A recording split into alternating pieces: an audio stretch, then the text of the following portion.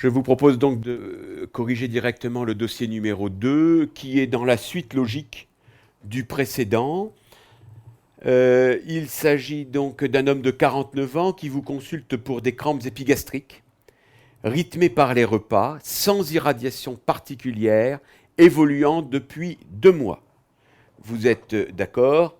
Si l'on regarde la symptomatologie décrite par ce dossier et que nous le rapportons à ce que nous avons dit lors du dossier numéro 1, il s'agit d'un syndrome ulcéreux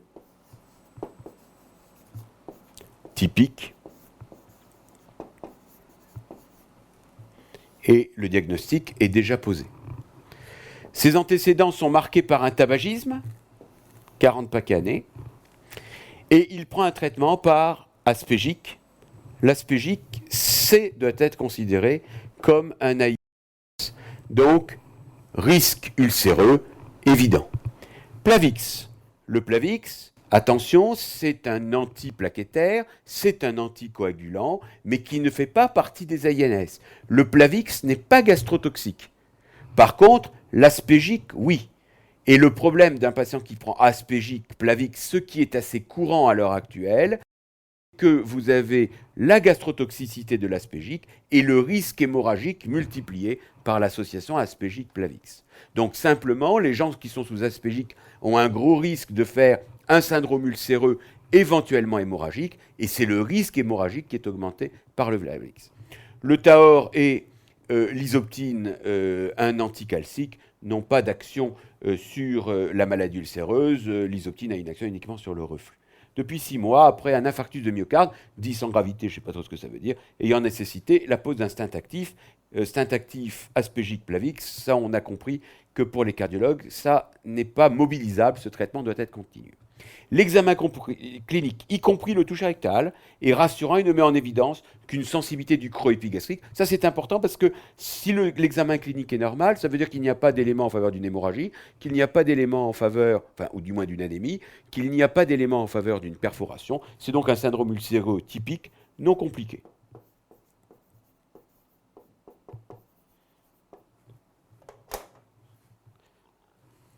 Demandez-vous d'autres explorations diagnostiques, lesquelles, pourquoi La réponse est bien évidemment oui. Et les explorations que vous allez demander vont être faites dans cet ordre-là. La première, c'est une numération formule sanguine parce que vous devez rechercher, notamment chez un patient présentant une cardiopathie ischémique, une anémie, qui complique d'une part le processus cardiaque, mais également qui est une complication de la maladie ulcéreuse. Alors, qu'est-ce que c'est la numération formule sanguine et qu'est-ce que vous en attendez? Bien évidemment, une des questions de l'ECN, c'est savoir lire un hémogramme. Donc, il faut que vous montriez ce que vous cherchez. Donc, NFS à la recherche d'une anémie, c'est-à-dire une baisse de l'hémoglobine, microcytaire avec un VGM bas, hypochrome, TCMH, TCMH, ABC, isolé. Pourquoi isolé? Parce que sur la NFS, il faut regarder notamment l'éosinophilie qui doit faire, si elle est augmentée, rechercher l'existence d'un parasite hématophage pour expliquer l'anémie. A régénérative, réticulocytose bas, et bien évidemment, si cette NFS est perturbée, il faudra réaliser dans un deuxième temps le bilan ferritine, fersérie, coefficient de saturation pour montrer qu'il s'agit d'une anémie ferriprive, éliminer éventuellement un syndrome inflammatoire ou une insuffisance rénale qui peut être associée. Le deuxième examen, c'est un électrocardiogramme, simplement pour vérifier l'absence de répercussion éventuellement de l'anémie et le fait que cette douleur ne soit pas liée à une anomalie électrocardiographiquement décelable liée à ses coronaires. Un avis cardiologique, d'autres examens devront être faits en deuxième intention. Et puis le troisième examen dans l'ordre, c'est bien évidemment la fibroscopie œsogastro-duodénale, qui, comme je l'avais dit dans le dossier numéro 1, est l'examen essentiel pour le diagnostic de gastrite ou d'ulcère, et puis surtout de faire des biopsies périulcéreuses en cas d'ulcère gastrique, antrophindique pour la recherche d'Helicobacter pylori, le fait qu'ils prennent un AINS n'élimine pas la possibilité d'une infection à Helicobacter pylori et doit être cherchée et traitée. Il est important de noter que les biopsies, dans le cadre d'une hémostase perturbée en raison du traitement par Plavix aspirine, peuvent être faites de façon prudente, sous antiplaquettaire. Il n'y a pas de contre-indication à la réalisation de biopsies dans le cas présent. Si jamais les biopsies ne sont pas faites pour des raisons multiples, par exemple, on essaye de faire une biopsie, ça se met à saigner de façon importante, eh bien il faudra se replier sur un test indirect de recherche d'Helicobacter pylori. C'est surtout la sérologie qui est faite, car si bien évidemment vous avez un diagnostic d'ulcère plus une sérologie positive, il faudra considérer cet ulcère comme lié à l'Helicobacter pylori et le traiter comme tel. Donc 3 examens. On a vu la raison pour laquelle on a fait ces examens. Se rappeler que sous AINS et ou Plavix, la réalisation de biopsie haute est possible. Si votre bilan est en faveur d'une gastrite à Helicobacter pylori négative, donc premier cas de figure, on réagit sur le fait que le bilan a permis d'éliminer la présence d'Helicobacter pylori. Quelle est alors l'étiologie suspectée de cette gastrite? Eh bien, comme je vous l'ai dit lors du dossier suivant, la cause, c'est la prise d'un gastrotoxique, et j'insiste ici pour dire que c'est l'aspirine, pas le Plavix. Le Plavix ne fait qu'augmenter le risque hémorragique. Donc, réponse extrêmement simple, un mot, ne vous trompez pas de mot. Quand ce genre de question le piège, c'est de vouloir en dire trop, parce que même s'il n'y a pas de point négatif, méfiance, ça met le correcteur de mauvaise humeur. Quelle est votre prescription thérapeutique? Bien, s'il n'y a pas d'Helicobacter pylori, c'est le traitement de la gastrite aiguë. Le traitement de la gastrite aiguë, ça fait appel d'une part à des règles d'hygiène alimentaire, arrêt du tabac, c'est un patient tabagique, repas à heure fixe, éviter l'alcool et les plats épicés à la phase aiguë. L'alcool est un pourvoyeur de gastrite aiguë HP négatif. Et bien évidemment, on donnera un traitement pour permettre une cicatrisation de la gastrite, à savoir des IPP, type oméprazole, 20 mg par jour, pour une durée de 4 semaines environ. Attention, qu'est-ce qu'on fait de l'aspirine, du Plavix, etc. Et ça, il faut que ce soit abordé. Alors, je crois qu'il ne faut pas changer le traitement cardiovasculaire, même à la phase aiguë, et adapter peut-être le traitement par oméprazole si les douleurs persistent en fonction de la surveillance. Donc, pas d'arrêt de l'aspirine, pas d'arrêt du Plavix, mais il est important de signaler que l'emploi d'autres AINS doit être strictement contre-indiqué au cours de la phase aiguë de la prise en charge de la gastrite. Enfin, si on prend le traitement de la phase aiguë, il faut également proposer le traitement préventif de la récidive. Alors, le traitement préventif de la récidive devant une gastrite HP- chez un patient prenant un gastrotoxique au long cours, la première question, c'est de se demander, est-il possible d'arrêter l'aspirine? Et donc, un avis cardiologique s'impose. Si l'arrêt de l'aspégique est impossible, il faut alors proposer un traitement préventif par l'association d'un IPP au long cours, et je vous propose oméprazole simple dose 20 mg par jour au long cours en association avec la prise de l'aspirine.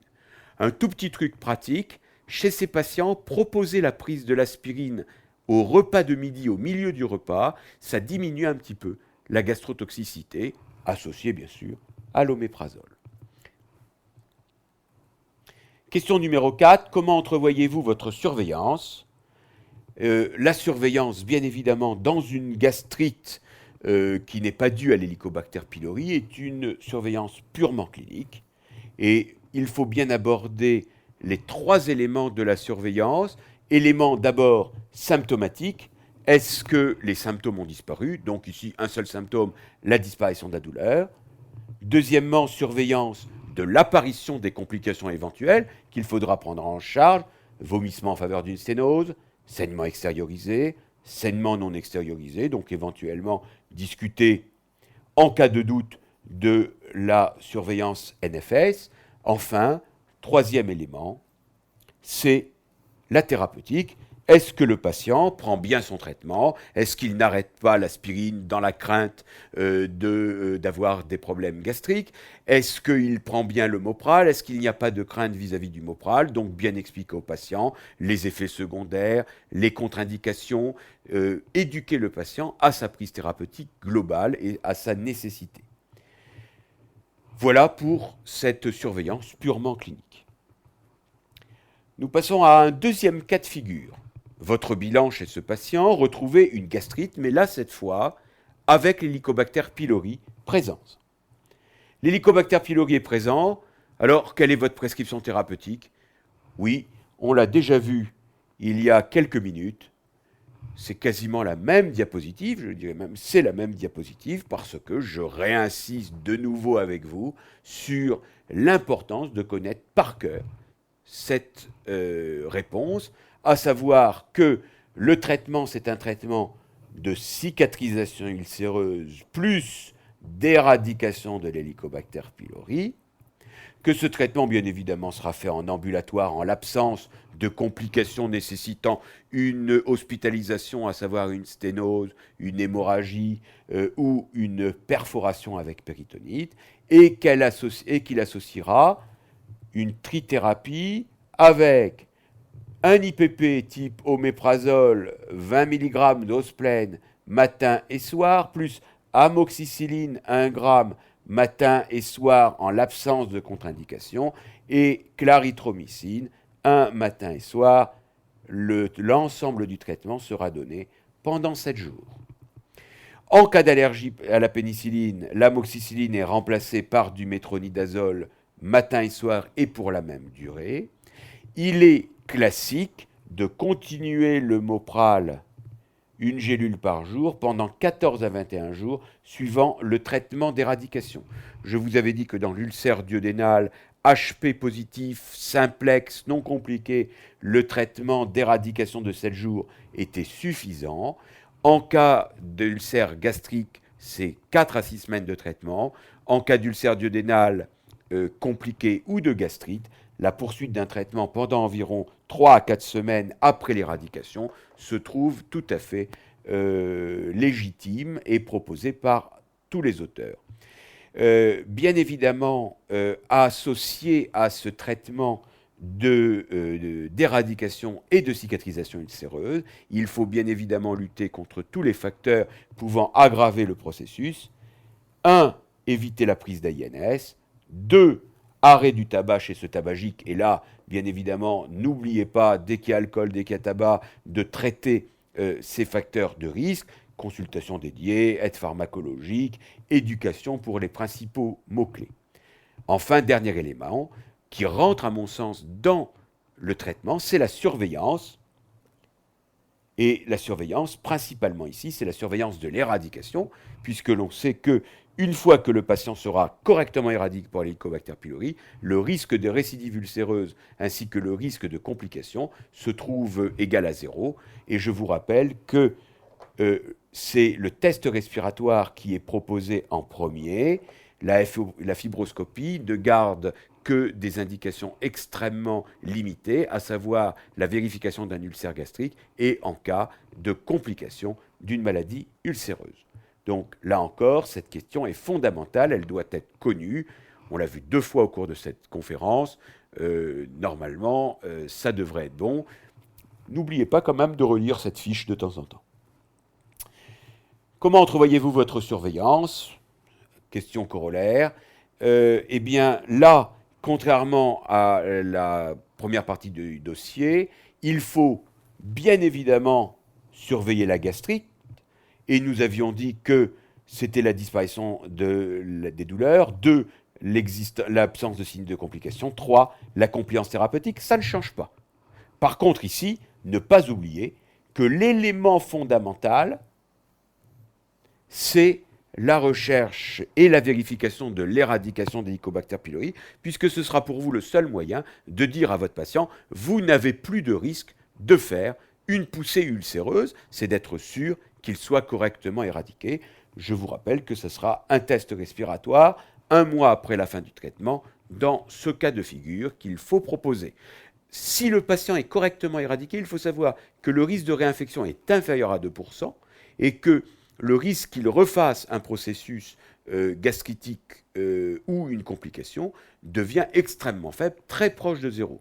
Alors vous me direz, mais dans ce cas de figure exact, le patient qu'on va continuer à prendre de l'aspirine, est-ce qu'il ne garde pas un risque lié à la gastrotoxicité? Bien évidemment, mais a fortiori, il a été montré que l'association d'Helicobacter pylori, dans ce cas, augmentait le risque de formes compliquées de la maladie ulcéreuse, expliquant le fait qu'il soit strictement obligatoire d'avoir éliminé l'Helicobacter pylori chez ce type de patient. Le patient vous est renvoyé 1 an après, alors qu'il suivait parfaitement vos consignes, devant la découverte d'une anémie fériprive sans stigmate de gravité. Son traitement cardiologique reste inchangé. Par contre, vous noterez, on ne vous parle plus, on ne vous dit pas si il continue à prendre de l'oméprazole ou s'il prend de l'oméprazole en continu. Quel stigmate de gravité avez-vous éliminé chez ce patient qui présente donc une anémie? Donc ça veut dire les stigmates de gravité d'une anémie, c'est cela que l'on vous demande. Eh bien, là aussi, c'est assez stéréotypé. Devant un patient qui a une anémie, bien évidemment, le caractère aigu et mal toléré de l'anémie doit être recherché par la recherche de signes de choc hypovolémique avec les troubles hémodynamiques, hypotension aggravée par l'orthostatisme, la tachycardie réactionnelle, l'oligoanurie témoignant d'une insuffisance rénale fonctionnelle et la recherche associée éventuellement de signes de déshydratation. Au maximum, bien évidemment, vous aurez un patient qui présente un collapsus hypovolémique qu'il faut réanimer. Là, c'est, je dirais, presque facile de faire le diagnostic, mais tension, pouls, diurèse doivent être systématiquement évalués en prenant ce patient en charge chez qui vous découvrez une anémie. Bien évidemment, le deuxième élément de gravité, c'est l'existence d'un saignement extériorisé. Saignement extériorisé, je vous rappelle que globalement, un saignement digestif peut être extériorisé par la bouche, c'est un vomissement de sang, c'est l'hématémèse, ce sang pouvant être le plus souvent vif et rouge et quelquefois un peu digéré au niveau de l'estomac. Cette hématémèse peut être également associée à des rectorragies. Je vous rappelle qu'en cas de rectorragie avec choc, la cause du saignement est plutôt le tube digestif haut. Enfin, dernière présentation, c'est le méléna. Alors le méléna n'évoque pas d'étiologie particulière du point de vue du saignement, mais en termes de fréquence, les causes digestives hautes sont plus fréquentes que les causes digestives basses, et donc systématiquement, devant une hématémèse, devant des rectorragies avec choc ou devant des mélénas, le premier bilan qui sera fait sera un bilan de recherche d'une étiologie digestive haute. Associé à cela, on va faire une recherche des signes de complications ulcéreuses, signes péritonéaux, existence de signes occlusifs hauts.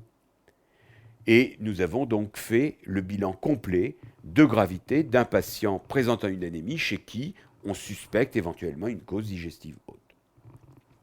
Enfin, 2 éléments à ne pas oublier dans les signes de gravité, ce sont les signes de gravité liés au terrain et les signes favorisant la pathologie.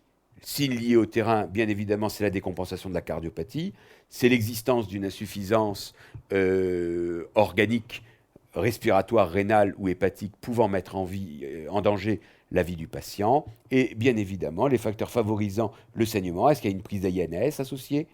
Est-ce qu'il y a une modification dans le traitement anticoagulant? Est-ce qu'il existe une coagulopathie sous-jacente qu'il faudra rechercher activement par un bilan d'hémostase complet? La question, quels sont les signes de gravité lors d'une prise en charge d'un patient ou d'une pathologie, c'est une question qui tombe extrêmement souvent, maintenant à l'ECN et qui pour moi est une question extrêmement difficile parce qu'elle vous demande d'abord d'avoir évalué le diagnostic précis, deuxièmement de rechercher les complications liées à ce diagnostic, les complications liées à l'étiologie du signe d'appel et les complications liées au terrain ou à la thérapeutique. Et donc, c'est globalement évaluer la gravité d'un patient, c'est une prise en charge globale de la pathologie. C'est vrai que c'est une question qui est la plus transversale possible, mais qui, à mon sens, est la plus difficile possible, parce que, malheureusement, bien évidemment, d'un point de vue méthodologique, je vous ai dit, c'est les signes, l'étiologie, le terrain, les facteurs favorisants. On ne peut pas aller beaucoup plus loin en méthodologie. Après, pour le remplissage, c'est une connaissance relativement aiguë de la matière qui vous est proposée sur ce type de questions. Question numéro 8, donnez les principaux éléments de la prise en charge clinique immédiate de ce patient. Ce patient présente une anémie sans signe de gravité, il est donc classique de ne pas l'hospitaliser, même si c'est un monsieur fragile du fait de son problème cardiaque, et le traitement sera fait en ambulatoire. Devant une anémie, le premier élément, c'est le repos, éventuellement arrêt de travail. Et puis, il faut débuter un traitement martial. Alors, le traitement martial, ce sont des sels ferreux, associés en début de traitement à un peu de folate, et je vous invite à connaître le tardiféron B9, 2 par jour, pour une durée de 2 à 4 mois. Bien évidemment, chez un patient qui est fragilisé, on peut se dire qu'attendre, et notamment en fonction de la profondeur de l'anémie, on peut se dire qu'attendre le résultat d'un traitement martial oral peut être un petit peu long, et il convient quelquefois de discuter d'une perfusion de vénofer qui remontera le stock martial de façon plus rapide, notamment en cas d'intolérance du fer oral, ce qui est assez fréquent parce que le fer oral est assez mal supporté avec parfois des diarrhées ou des douleurs abdominales. Bien évidemment, en l'absence d'intolérance ou de signe de gravité de l'anémie, on évite la transfusion sanguine, même chez un patient fragilisé, porteur d'une cardiopathie ischémique, mais s'il n'y a pas de décompensation, pas de raison. Si il prenait bien les IPP, il faut les poursuivre. Il faut poursuivre le traitement cardiaque, y compris les antiplaquettaires que l'on n'arrête pas. Et puis, bien évidemment, proposer une surveillance clinique, biologique et une NFS mensuelle. Voici pour la prise en charge clinique, qui est insuffisante, mais cliniquement, on prendra en charge le patient ainsi. Et les éléments importants, c'est d'éviter la transfusion, de continuer les IPP et de ne pas arrêter le traitement cardiaque, y compris les antiplaquettaires, sans cause claire pour leur arrêt. Quelle est votre principale suspicion étiologique à cette anémie? Citez les 4 principales autres étiologies possibles. Devant un patient qui a eu une maladie ulcéreuse, qui prend des antiplaquettaires et qui présente une anémie a priori liée à un saignement non extériorisé d'origine gastro-duodénale, la principale cause à rechercher, c'est un ulcère ou une gastrite hémorragique du fait de la prise d'AINS, du fait des antécédents personnels. Mais si ça n'est pas un ulcère ou une gastrite hémorragique, quelles sont les 3 autres étiologies, ou les 4 autres étiologies, pardon, j'ai mis un 3, c'est 4, puisque j'en propose 4, qui dans ce contexte de cardiopathie ischémique sous aspirine doivent être recherchées? Eh bien, les 3 principales causes sont coliques. Quand on a éliminé une cause haute, les causes sont coliques. Première cause, c'est une colite hémorragique toxique aux AINS. Les AINS donnent des colites qui peuvent être parfois des pancolites extrêmement sévères, avec des risques de perforatifs, et puis avec des saignements, mais qui sont souvent extériorisés sous la forme de rectorragie de faible abondance, sans choc. Il peut y avoir, bien évidemment, du fait de la cardiopathie ischémique sous-jacente, une colite ischémique aiguë. Attention, colite ischémique aiguë ne veut pas dire un tableau d'infarcissement ou d'infarctus mésentérique. C'est simplement une atteinte distale des petites artères coliques qui va entraîner une colite segmentaire, douloureuse fréquemment, volontiers fébrile, volontiers s'accompagnant de troubles du transit avec plutôt une diarrhée qu'une constipation, et avec des saignements de type rectorragique, sans choc d'accompagnement. Et bien évidemment, la dernière lésion colique qu'il faut évoquer, c'est une lésion colique primitive, révélée par l'anticoagulation. J'insiste auprès de vous que les anticoagulants, ça fait saigner quelque chose qui peut saigner. Donc quelqu'un qui a un cancer du côlon ou un polype peut tout à fait saigner de son polype ou de son cancer, et c'est une façon d'ailleurs de le diagnostiquer.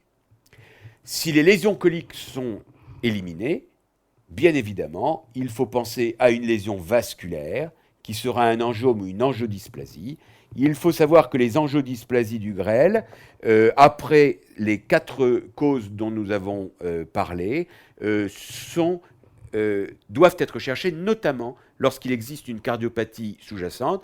Il est vrai que les cardiopathies vasculaires, plus que les cardiopathies ischémiques, augmentent le risque de ces angiodysplasies qui peuvent saigner et qui sont très faciles à traiter alors qu'elles sont, parce qu'il suffit de les détruire par une électrocoagulation au plasma argon ou à laser, mais qui sont parfois difficiles à diagnostiquer.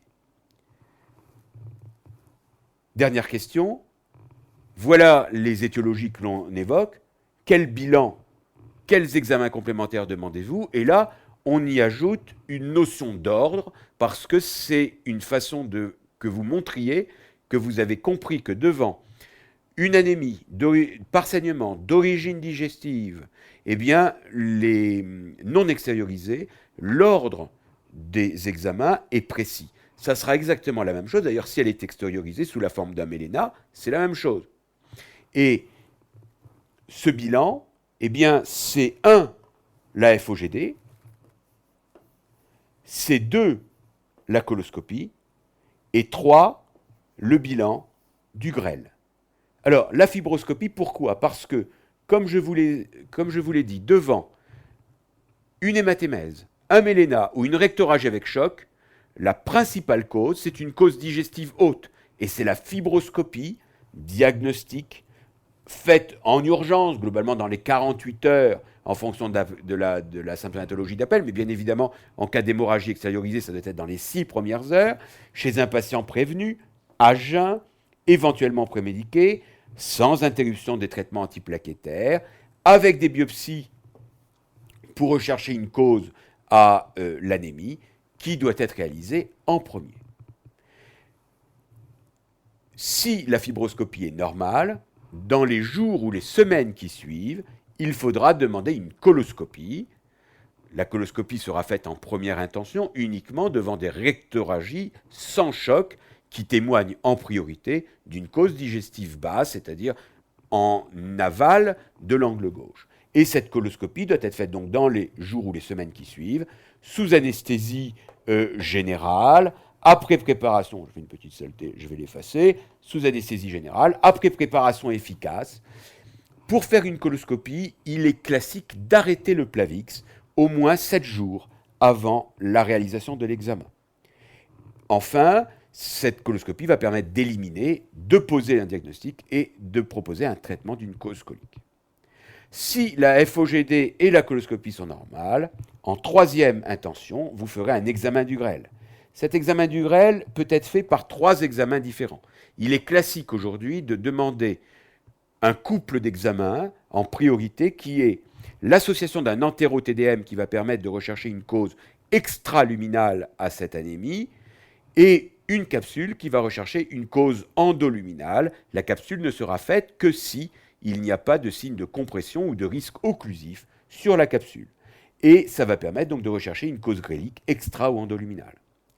Si vous trouvez une lésion susceptible d'être traitée par une méthode endoscopique, à ce moment-là, le troisième examen du grêle qui s'appelle l'entéroscopie poussée, par voie haute et ou par voie basse, devra être proposé, mais uniquement à but thérapeutique.